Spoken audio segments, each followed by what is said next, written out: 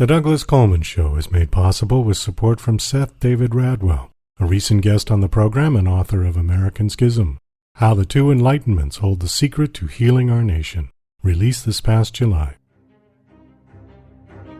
As Publishers Weekly writes in its recent glowing book life review of American Schism, business executive Radwell's epic debut examines the historical influences that have led to what he sees as the collapse of politics in the United States. Seth Radwell makes the case that the current chasm between the American right and left can be traced back to the 18th century's Age of Enlightenment and the basic tenets of liberty, equality, and reason. American Schism provides a historical perspective that can help us fight today's unreason with reason and bridge current-day divides. American Schism by Seth David Radwell is available at Amazon, Barnes & Noble, and wherever books are sold. For more information, go to americanschismbook.com. It's time for the Douglas Coleman Show. Mr. Smooth and Savvy is joined by guests from all walks of life. From the entertainment industry to authors to political and social commentators, the famous and not so famous, the controversial and the light and fluffy. We have it all. Now, here's Douglas Coleman.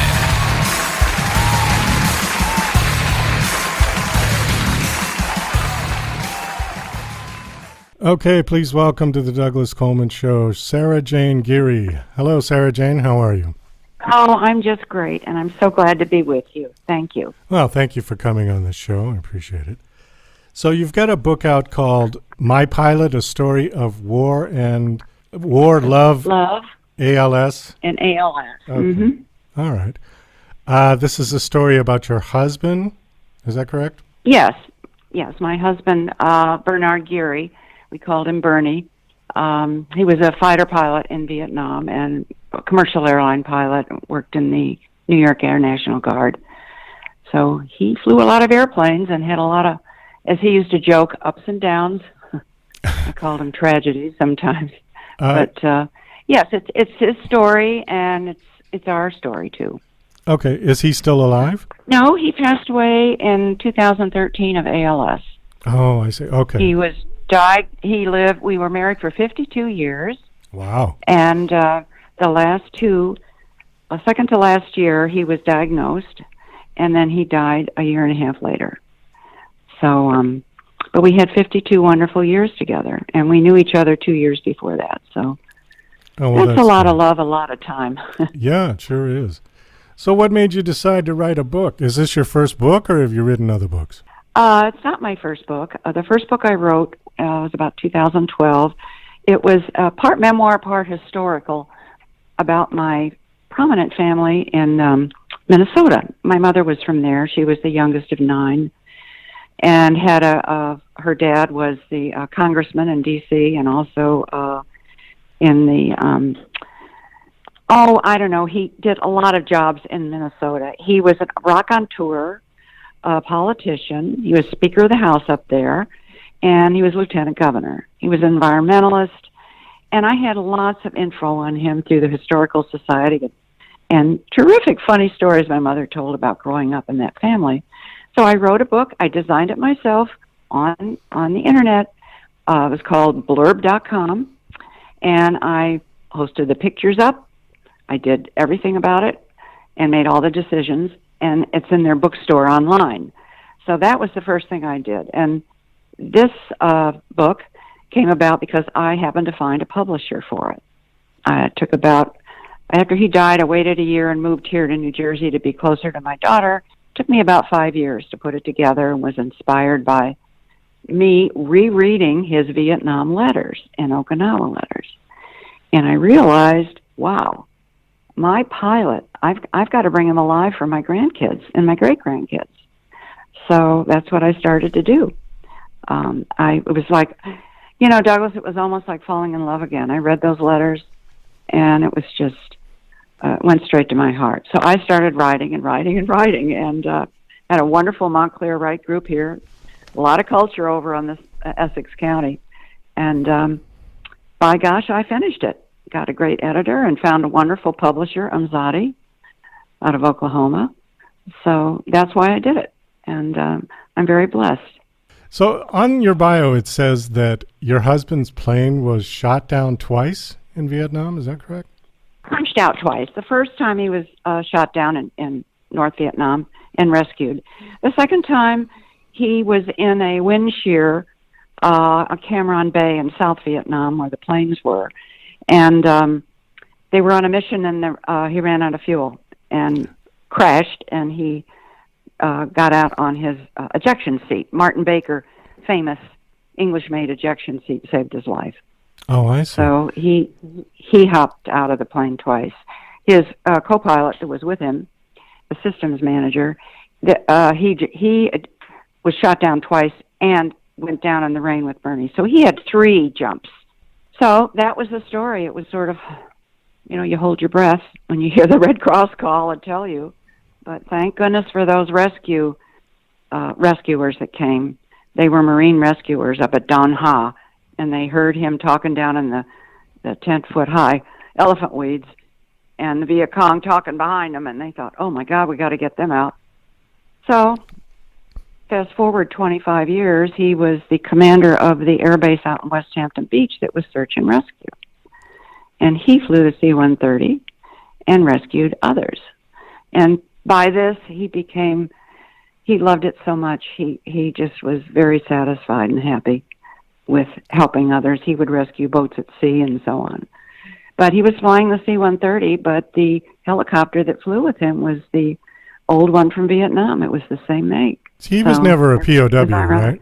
He was never a POW. He thought he would be, but he wasn't. He had a lot of friends that were, unfortunately, and we kept in contact with some of them, but he never was. And he always felt that, he always felt blessed, and that any problem we could have with furloughs with the airlines or anything that came after that, it could never be as bad as thinking you're going to have fish and rice heads for dinner. And here they come through the reach, He would joke about it at Thanksgiving, and we would go around and say what we were thankful for, and he'd say, I'm thankful that I'm not in the Hanoi Hilton. With John McCain, probably, right? With John McCain as my roommate, yep, that's what he would say. So when he came, when did he come back from Vietnam? He came back in 1966. He had 1 year to fulfill for his 5 years, and then he went with Pan Am after that. He came back before the war really got bad, yeah? Oh, yeah, he was there in the beginning. He was there in the beginning. And actually, Douglas, they thought, some of the pilots that was so screwed up with Johnson and what they were doing with their orders for them, that they'd be back, that they'd probably come back. And, I had my son when he was in Vietnam. I had a daughter at home. And he didn't want to keep going back. He said, well, the airlines are crying for pilots because they got the jumbo jets. Kind of like now, actually. They're really hurting for air crew. But the Air Force trained were on their A list to hire. So he chose Pan Am. He got accepted at other ones. And then they laid him off 3 times over many, many years. And during that interim time, he went with the Air National Guard. And absolutely loved it. Okay. He flew the tankers. He flew the tankers. He flew the F-102, and he ended up in rescue. So it was great. When he came back from Vietnam, was he, in one piece, physically and mentally, or did he have some issues? I see PTSD on your bio here. Yeah, actually, he had one. Not just the shoot downs, but he had one kind of a traumatic time. When he dropped napalm on our own guys with the Bill Carpenter incident in 1966. But he wrote to me and bared his heart about it. He thought he had shot friendlies. And the forward air controller that spotted this Captain Carpenter with the Americans down there needed something. He said, drop napalm. And they went over it. And the air TAC said to Bernie as he was doing it, he said, don't worry, you got a few friendlies, but you got the bad guy. Well, this was horrible for Bernard. And he didn't write me for maybe 12 days after that. But he thought he had shot our own guys, that he had killed them with napalm. So when he got back to the base, the colonel said, there were 2 guys here from the Army. You missed them. They came to tell you that, maybe it was the next day, they came to tell you that that's a thank you, because nobody was killed. A few were wounded, and in fact, I think Bernard flew off to Clark for some R&R after that with his buddy. And then he heard when he came back that the Army had come to thank them, because Captain Carpenter, because of the napalm, got his group together again. And it was a big deal in Life magazine. I saved it all. I saved everything during those years. And so he was a hero. He ended up a general, I think. But that was the only thing. And maybe it was a bit of PTSD, who knows. But he didn't lose sleep over it, I'll tell you. When was he diagnosed with ALS? February of 2012. Okay, do you think that had anything to do with his time in Vietnam? I mean, I don't know, but I've heard stories with Agent Orange and how it affects people's DNA and it gets into the body and does all kinds of nasty things. I interviewed a woman like a month ago who said that the DNA that gets disrupted from Agent Orange is being discovered transmissible into the children in Vietnam, and they're having birth defects. They're having all kinds of problems with it. Do you think you mean the Vietnam children, or the children of the pilot that went through the Agent Orange? Well, the children, I guess both, but I think she was referring to, the next generation.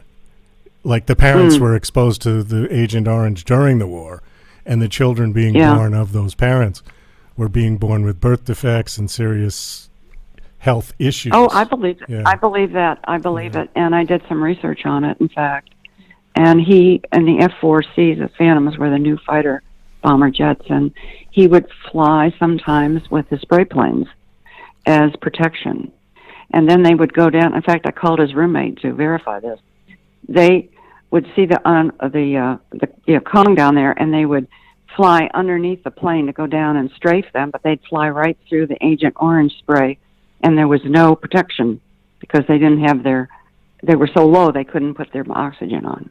So they were certainly involved with that. Agent Orange was all over. It was in the Philippines. It was stored all over. They used it to, there were many different colors, blue, orange, red, Agent Orange, but they did it to kill the foliage, places to hide that they could sneak up as a base, Yeah. So they used it a lot over there, and I certainly wouldn't doubt it. But they waited until to say that it was a compensatory disease for diagnosed veterans whose maladies were caused by their military experience, and give them a check. So I get a disability check because they finally recognized that just about the time he was diagnosed. His friend, his co-pilot there, had Parkinson's, and he had been recognized by the vets years before. And so he also had lung cancer. I don't know, but it's unhealthy. They say you're twice as likely to get ALS if you're in the military. Even in the base, around the bases, they bury things when they practice firefighting. They used to bury all the old oil and everything. So you're walking over all that stuff. So you are in harm's way. So jet engines and all that causing ear problems. What does ALS stand for again? Amyotrophic lateral sclerosis. It's a progressive neurodegenerative disease. It affects the nerve cells in the brain that tell the spinal cord, that go to the spinal cord, and it takes out all the muscle power because you can't get the directions from the brain to the nerves to the muscles. So you begin to atrophy. That means you have to have a help to breathe. You can't hold a pencil. You kind of wither away slowly. And there's different kinds of the way it attacks you. But I've read a lot about Lou Gehrig, especially in the last couple of years. And I saw a wonderful program about him. And he didn't know what was going on when he was playing ball. That he couldn't do this. And Bernard was the same way. I don't know, Mom, my back hurt. My back. So it's very hard to diagnose. Very hard. How long? They didn't, when Lou Gehrig... Anyway, go ahead. How long did he have this? I mean, before he passed away? He had it 2 years, a year and a half, 2 years. Okay. But he had been suffering from it before. That's why he had to leave Delta a little early because of what he thought was a bad back. And we didn't get serious about it until somebody who hadn't seen him so long looked at him and they said, he's not walking right. And it's easier. We realized we lived with him and we sort of, thought it was normal that he had a back problem and so on. But we went and it took 6 months. We found a neurologist and we started off with all sorts of different ways. I've heard of people that have their back operated on thinking that's the problem, and then they find out. So it's really finding a wonderful diagnostician. Dr. Lang at Hospital for Special Surgery was great. So we went to him for about 6 months, and finally he said, we've concluded that you've got ALS, and what do you think? And he said, it is what it is. It's kind of fighter pilot talk, Wow. It is what it is. And we worked a lot doing things that would benefit him. Travel, and, it's like a bucket list I had for him because I wanted his last years, because we knew, he couldn't last that long with it. And he did have a new invention. He had a stimulator put on his chest inside, and a pacemaker on the diaphragm, actually.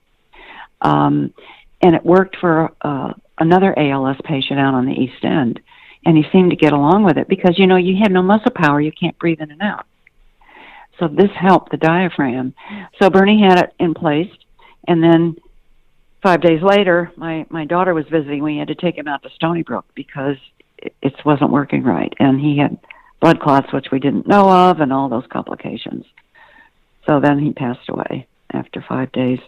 But yes, things like that they're coming up with that make it easier to live with, but they'll never cure it.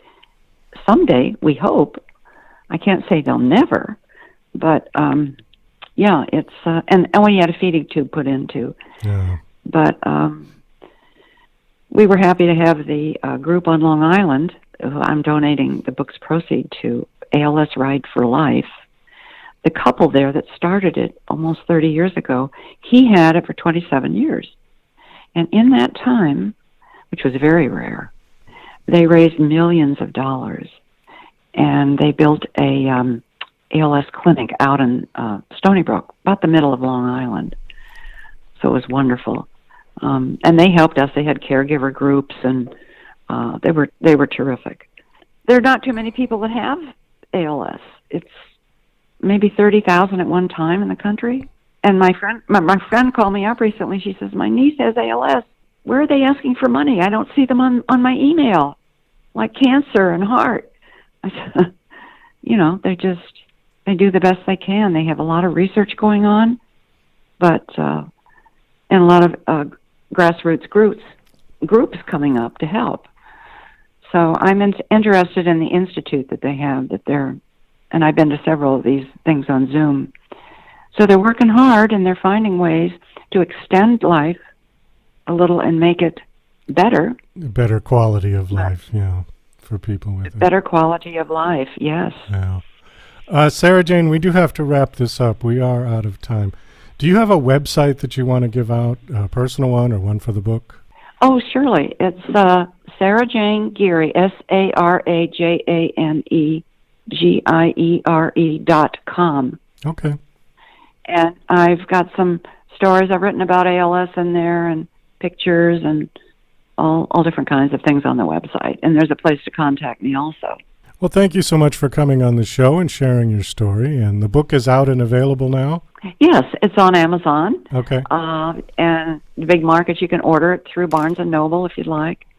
But and it's on audio, and it's all on Kindle. Okay, super. So. Well, thanks again for coming on the show. Large print. Okay.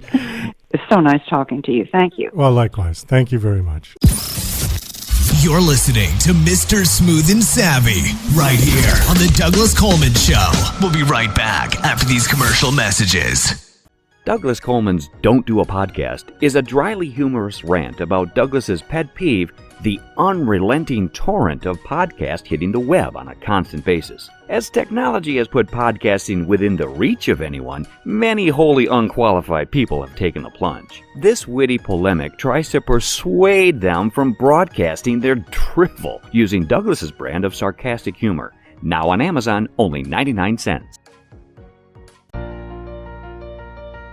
DJC Music and DJC Productions are pleased to announce a brand new website. We have started a listing website for radio show hosts as well as potential show guests. This is a meeting site where hosts and guests can come together. Show hosts can list their show and types of guests they're interested in booking. Potential guests can list their talents, bio, accomplishments, or anything they feel makes them an interesting radio show guest. There are no recurrent payments, only a one-time $5 listing fee. Your listing will stay up until you decide to cancel. Previous guests of The Douglas Coleman Show are welcome to submit their guest listing free of charge. Go to radiohostsandguests.com. That's radiohostsandguests.com. Are you an independent musician? How would you like to have your songs played on hundreds of radio stations just like the one you're listening to right now? Join MusicSubmit.com and we'll promote your music to radio stations and blogs in your genre. It's free to set up your account, and we guarantee your music will be considered for airplay by radio stations worldwide. Why not sign up today? It's free. MusicSubmit.com. Radio promotion for indie musicians. Hey, this is Ray Powers. Don't touch anything. You've got it right where you need it. Tuned in to The Douglas Coleman Show. You heard me. Okay, please welcome to the Douglas Coleman Show, Steve Scheier. Hi, Steve. How are you? Douglas, great to see you, or actually hear from you, and I'm looking forward to being on the show. Thank you. Well, thank you for coming on. I appreciate it. So, let's see. What are we going to call you? We're going to call you an author. You've got a book called Power Up. That is true. Essential Tools for Committed Cannabis Business Leaders. You could call me a leadership cultivator and an author. Okay. The book is about the cannabis industry? It's leadership tips and understanding of power for people in the cannabis community, yes. And I can, when it's convenient for you, I can tell you how I came to be in this spot. And I think I'm really, really lucky to be able to serve this community. Before we get to that, though, I do want to touch on your time at Apple, because I'm looking at your bio and you were there. What years were you at Apple? I was at Apple from 1982 to 1991. Oh, okay. So in the Steve Jobs era, yeah? Definitely in the Steve Jobs era.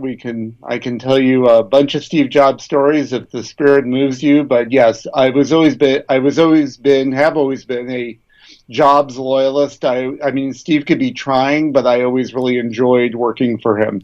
Did you see the film with Ashton Kutcher, who played Steve Jobs? Did you see that? I thought that the Ashton Kutcher film was closer by far than the other film that came out.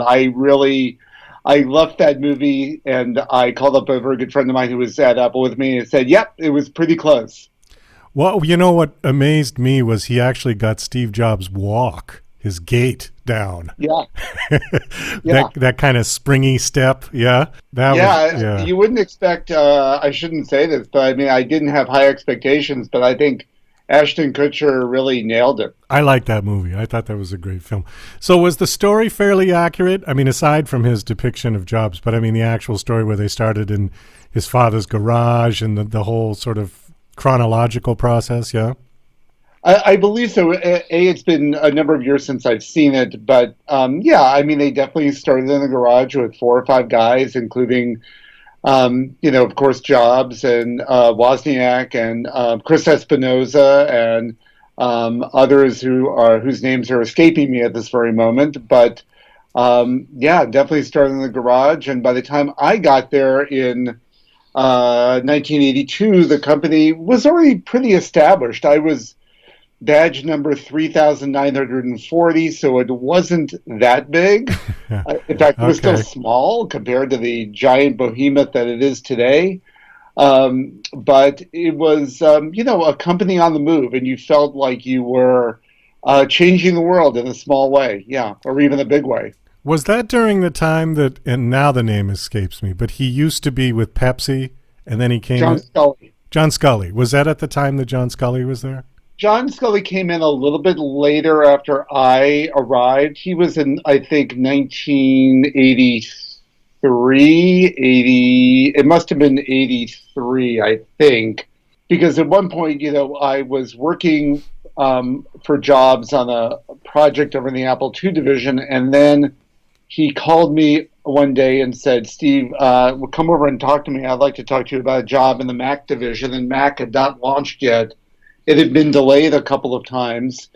And I knew, just because I was at my ear to the ground, I knew that he had been going to people at a level or two higher than I was in the company and was trying to convince them that they should come to the Mac group.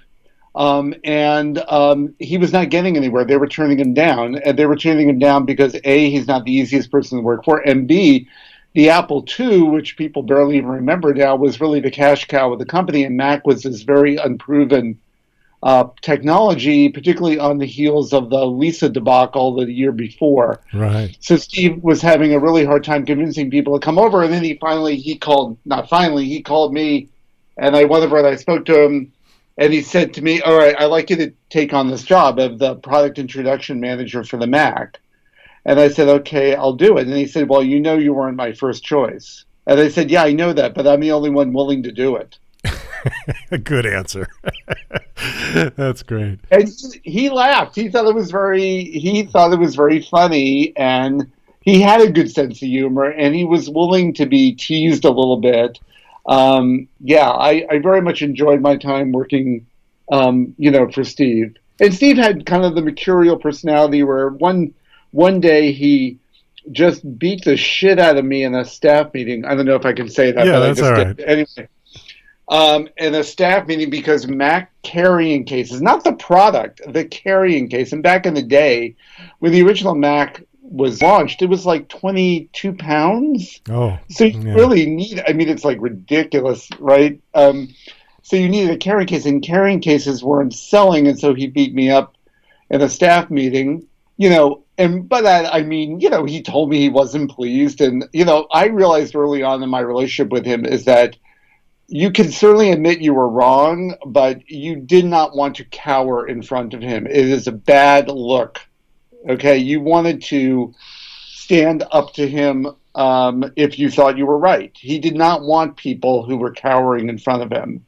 Anyway, so I did not have a good interaction with him in the early morning staff meeting, and then about 3 or 4 hours later, I came to him with a $3 million PO, and I start to go into my pitch about why he needs to sign this, and he raises his hand and says, Steve, I trust you, and he just signs it, and that's it. So that in a nutshell, and of course it's overly simplistic. He was a very, very complicated person, but those are at least two minor parts of the jobs of dealing with Steve Jobs, and I very much enjoyed it. So it was one of the great experiences in my life. Well, working at Apple and working for him to the extent that I did. I had a boss by the name of Mike Murray, who was between Steve and I. Mike was the director of marketing for Mac, and he protected me when I needed protecting from Steve.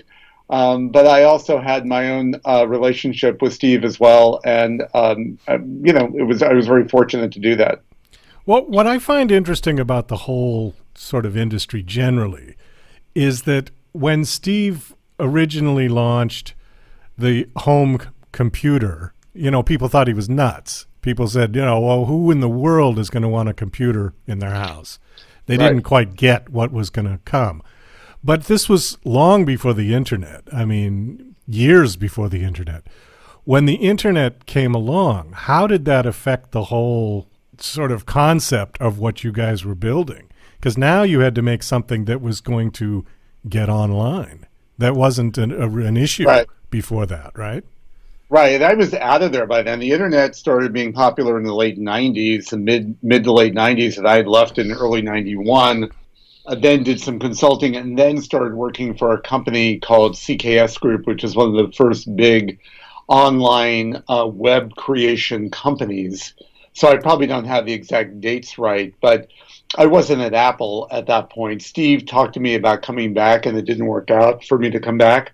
But yeah, the product mix had to change gigantically, and it has. So it was, but when I was there, it was all about desktop computing. Right. Well, it was interesting because I was at school, I was at college during the early 80s, and a couple of my roommates had computers. And I thought, what do I need that for? It's useless. Right. And I didn't even buy a computer until the internet came along. So for me, I didn't see the point of even having one. Yeah, exactly. And connectivity, this is we're all part of this incredible organic development. People are creating and iterating, and it's the human way, and it's a great thing.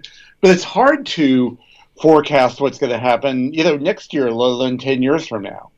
Look at what just happened to Facebook yesterday. I missed that. What happened to Facebook? The stock got crushed there. They for the first time ever, they actually had fewer certified users than they had the quarter before. Oh, wow. So it's a very dynamic, hopefully I've expressed that correctly, but it's a very dynamic world. And I think that's one of the great things about technology. And it's one of the great things about cannabis, which, I've been drawn to in the last couple of years. All right. Well, there's a good segue. Let's shift over to the cannabis industry. So your book is called Power Up, and is this specifically, tell me a little bit about the book. Is this like a how-to book, or is it just describing the cannabis industry? Or Sure. No, it's a how-to-be book, actually, is one way of putting it. So I got into cannabis quite by accident. I had just completed my last stint. I'd been a VP of Human Resources for about, 15 years. And I left being a VP of HR in the 2010, 2011 time period. And I started doing work in the nonprofit space. And about 2018, I was very tired working in the nonprofits. I had done a lot of work. I've written another book called Do More, Good, Better, which is all about improving decision-making in nonprofits. And but by 2018, I was getting a little tired, and I just by coincidence got a phone call from a good friend of mine who said, "Steve, my son. He's been in the gray market in cannabis gray market for a decade. He's now got a license, and he's trying to make a company work, but he and his partners don't really see eye to eye. And I wonder if you can go in and talk to them." And so I did, and what I found out was that these folks, who are all lovely in their own way, had very different perspective about what kind of company they're trying to build, how they would run their company, what their vision was for their company, how they can get along. And these were three people who should never have been aligned in the company at all, because they didn't really do the due diligence in advance about how they would run a company. And what I'm fond of saying is that in a lot of ways, people got into cannabis to defy the man, and then they wake up in the morning and they realize they are the man or the woman, and they've got to make this work, and they don't know how. And so, what the book is about is a investigation of power. A lot of people think that power is an evil thing, and people in cannabis think it's evil. And I'm fond of quoting this line from Harvard Business School professor and author Rosabeth Moss Kanter, who once said, "Power is America's last dirty word. It's easier to talk about money and much easier to talk about sex than it is to talk about power. People who have it deny it. People who want it do not appear to hunger for it. And people who engage in its machinations do so secretly." So power is in our world, is a very stilted, very anxiety-producing word, and I think power can be used for good. And I wanted to create a book for people in cannabis that talked about power and talked about leadership, and that's what this book is about. Because people don't understand, a lot of the people I met in cannabis don't understand that they have a responsibility If they're going to be running a company, they have a responsibility to do it in the right way. They have a responsibility for creating a culture and environment where people can succeed. And they need to not treat their employees like fungible assets that they can replace at the drop of a hat. Right. So I just really strongly believe that a good understanding of one's own power, a desire to expand one's power in a positive kind of way, and then owning the leadership that is really required in order to make a business successful is really important in this industry, which is, is making the transition from the unregulated to the regulated market, and is, it's exploding like the internet world did 20 years ago. Well, I have an analogy about power, which when you were talking about that, I was thinking of, and it's like if you equate it to electricity, you can use it to light the room, or you can use it to electrocute somebody in a chair, right? So very well put. Yeah. Very well put. So depending on the person with the power, also has the responsibility to use it in a constructive manner, rather than in a destructive manner or a dangerous manner. That being said, people tend to abuse it. And what is the old line? Absolute power corrupts absolutely. Right, Lord Acton. We quote Lord Acton in the book. Yes. Yeah. Okay. Yeah, I think it's kind of an interesting thing. The people who abuse power get a lot of play, and it's funny, Douglas. On my website, I talk about a central source of power and how you don't want to be underpowered, because if you're underpowered, you're not creating any direction for people, and if you're overpowered, you're like Chernobyl, right? You don't. Yes. You don't want to be in either position. You want to be in the center. You want to be balanced. I mean, there is great wisdom in the Star Wars movies. You want to be centered in the Force. I mean, that's really what the deal is. And so while I think there are lots of examples, lots of prominent examples of people who abuse their power, there are lots of examples which do not get the same notoriety of people who are underutilizing their power. That's exactly true. I want to shift just a little bit to the cannabis industry generally. There are, I don't know exactly how many, but the states that it's completely legal for recreational marijuana and also medical, okay? But on a federal level, it's still illegal, right? Correct. So the cannabis industry also has a lot of derivative products. I saw that there was a sports cream that was cannabis-based that helped, achy muscles and sore joints. Yeah. Now, there's lots of CBD products out there, right? Okay. So are those products legal in all 50 states?